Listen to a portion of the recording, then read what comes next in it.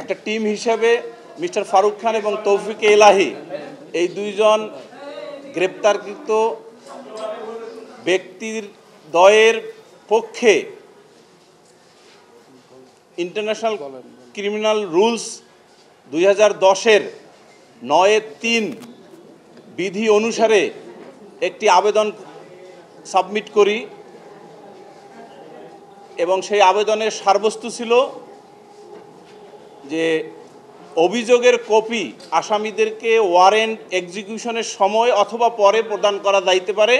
যেহেতু আমাদের আসামি দুইজনের গ্রেপ্তারের সময় উক্ত এলিগেশনের কপি প্রদান করা হয়নি, আইনে উল্লেখিত উক্ত অধিকারের বলে এই আবেদনটি দেয়া হলে মাননীয় আদালত এবং বিজ্ঞ চিফ প্রসিকিউটরের অ্যাডমিশনে বা সম্মতিতে মাননীয় ট্রাইব্যুনাল মৌখিকভাবে বলে দিয়েছেন যে আদেশের এলিগেশনের কপি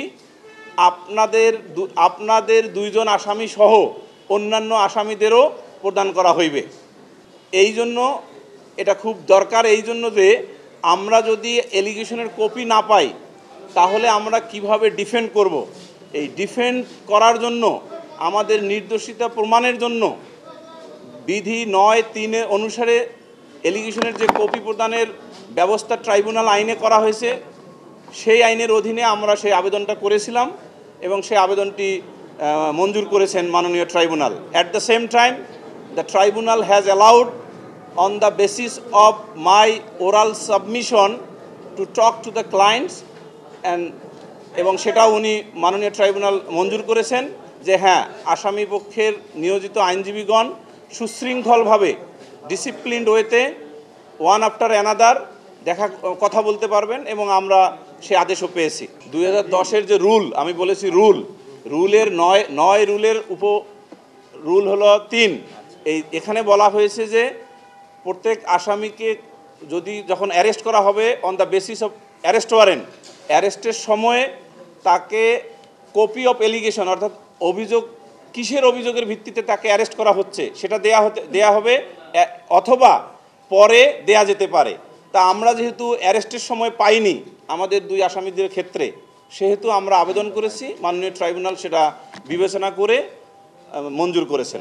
এই আদেশটি আসলে সকলের জন্য প্রযোজ্য হইবে, যদিও আমরা দুজন আসামিদের পক্ষে এই আবেদনটা করেছি, কিন্তু it will be applicable for all the accused.